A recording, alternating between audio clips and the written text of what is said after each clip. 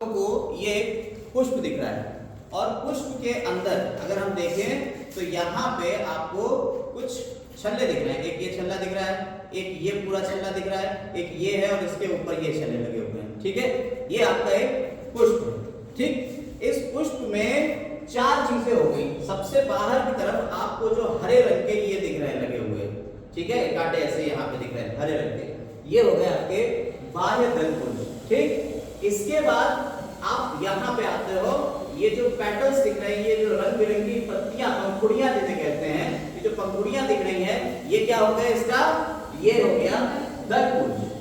ठीक, इसके बाद आ जाइए इसमें, यहाँ पे ये आपको एक डंडी ऐसी दिख रही है, ये हो गया इसका स्त्री केसर बीच वाला, और यहाँ पे आपको छोटे छोटे ये लगे हुए दिख रहे हैं, ये जो लगे हुए दिख रहे हैं इनको हम कह देते हैं स्त्री केसर, ये जो यहाँ पे लगे हुए। ठीक है, क्लियर है?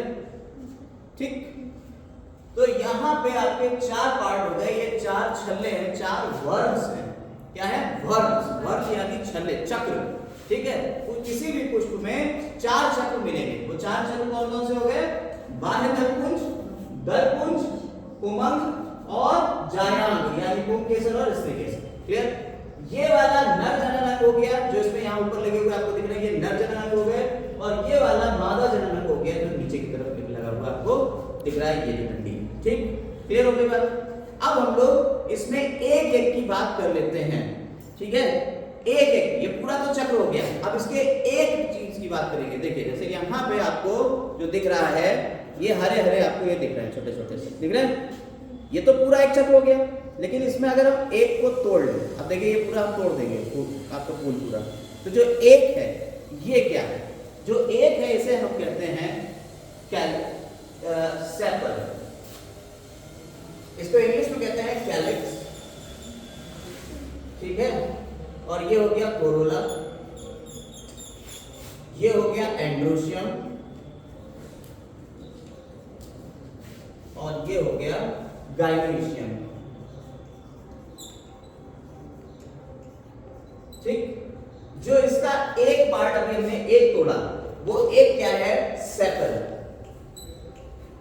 इसे क्या कह देते हैं? सेपल कह देते हैं। क्लियर हो गई बात? यानी कि दल, बाह्य दल, इंग्लिश में क्या, हिंदी में क्या कहेंगे इसे? बाह्य दल। पूरा ये तो क्या था? ये दलपुंज था, और ये क्या हो गया? एक बाह्य दल हो गया। कोरोला का एक हो जाता है पेटल। एक कोरोला का अगर बात करी जाएगी, पूरा पुंज है, उसके एक की बात कर रहे हैं। जैसे ये पूरा हो गया, ये पूरा आपकी जो पंखुड़ियां थी, इसको हमने क्या कह दिया था? दलपुंज। और अगर हम एक को निकाल लें इसमें से, अगर हम एक को निकाल लें, तो ये क्या बन गया हमारा? दल, सिर्फ दल। ठीक है, समझ में आ गई? यानी पैटर्न यानी दल। समझ में आ गई बात?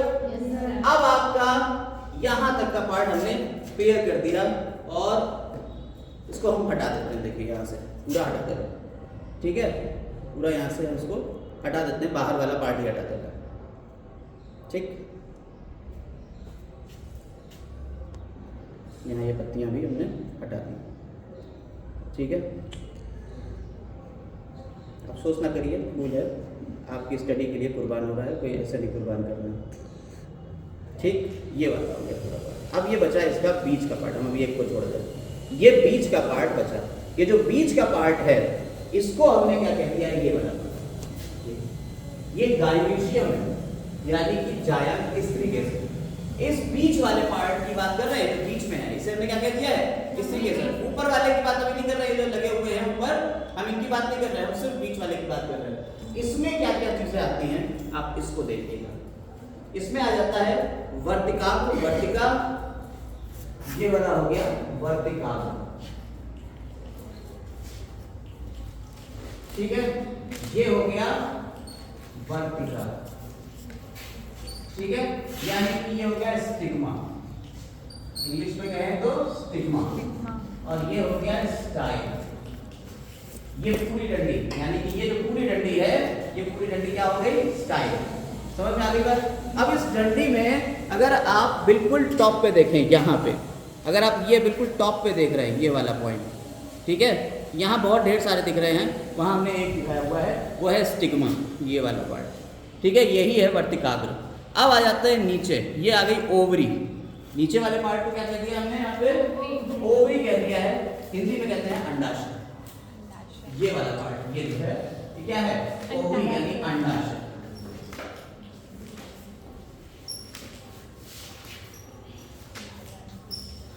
ठीक, और इसके अंदर अब जरा हम इसके अंदर करेंगे, ठीक है। अब आप जरा इस पे फोकस करिएगा। अब हम इसके अंदर जा रहे हैं, इसको भी काटेंगे। ये ओवरी है, इसको भी अब हम काट देंगे।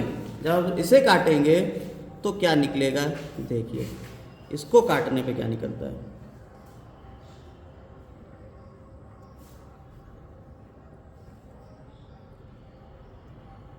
या पूरा हम काटे दे रहे हैं इसको, ये देखिए। आप अगर इसको गौर से देखिए तो इसके अंदर भी और स्ट्रक्चर्स निकलते हैं। ये पूरा कट गया है।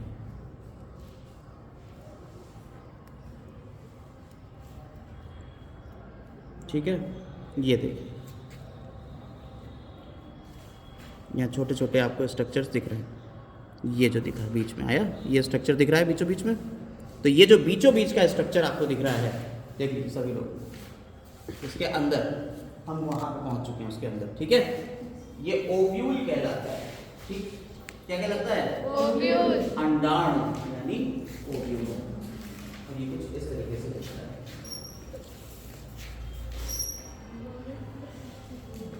ये इसे कहते हैं क्या? अंडाणु।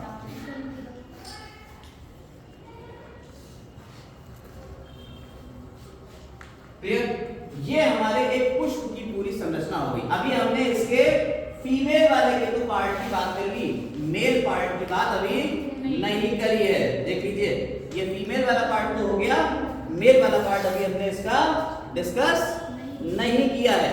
अब मेल वाले पार्ट के ऊपर आ जाते हैं। तो जो मेल वाला पार्ट है, आप इसको देखिए, ये यहाँ पे जो दिख रहा है ये इसका मेल पार्ट है।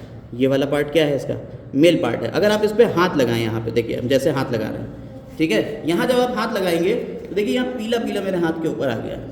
मेरे ऊपर हाथ के ऊपर पीले पीले से कुछ संरचनाएं आपको दिख रही हैं। यहाँ पे देखिए पाउडर ऐसा दिख रहा है पीला पीला हाथ पे। तो ये जो पीला पीला पाउडर आ रहा है इस पे लगाने से, ये क्या है? यही है पॉलन ग्रेन, पराग कण। ये क्या है?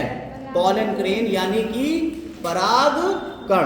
तो जो मेल वाला पार्ट है, जो ये वाले पार्ट है, हम इसके एक पार्ट को तोड़े दे रहे हैं। ये जो एक पार्ट है, इस एक पार्ट की हम बात करने जा रहे हैं। ये जो एक पार्ट है ना मेल वाला, हम इसकी बात कर रहे हैं कि इसमें क्या क्या चीज़ें होती हैं। जो ये मेल पार्ट है, इसमें होता है आपका तंतु और परागकोश। ये वाला पार्ट हो गया परागकोश। जो ऊपर अभी आपको दिखाया पीला पीला चमक रहा था, क्या था? परागकोश। और ये क्या हो गया? तंतु। तंतु यानी फिलामेंट। और ये हो गया एंथर। क्या हो गया? एंथर। और इस एंथर के अंदर से अभी क्या निकले? मेरे हाथ के ऊपर क्या निकले थे? पराग कण। पीले पीले निकले थे, उसे क्या कहते थे? पराग कण। पराग कण। और एक पराग कण की अगर संरचना देखी जाए तो कैसी होती है? देखिए पराग कण की संरचना। अब वो तो इतना छोटा है कि उसमें दिख नहीं पाएगा, माइक्रोस्कोप में दिखता है पराग कण की संरचना।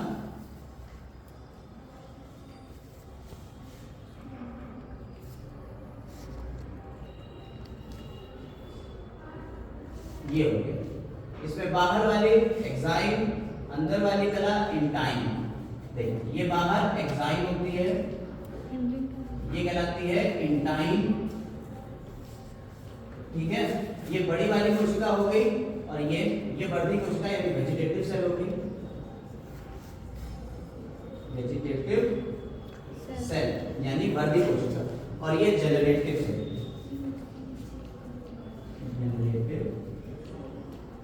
सेल, दो कोशिकाएं इसके अंदर होती हैं। ठीक है, ये बन गया आपका एक पराग कण की संरचना।